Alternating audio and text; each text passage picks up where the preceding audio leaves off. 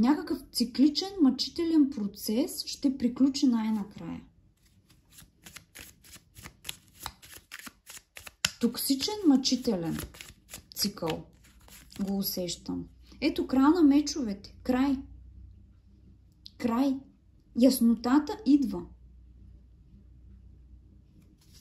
Може да сте били объркани по отношение на това какво да направите или как да направите нещата по възможно най-добрия и безболезнен начин.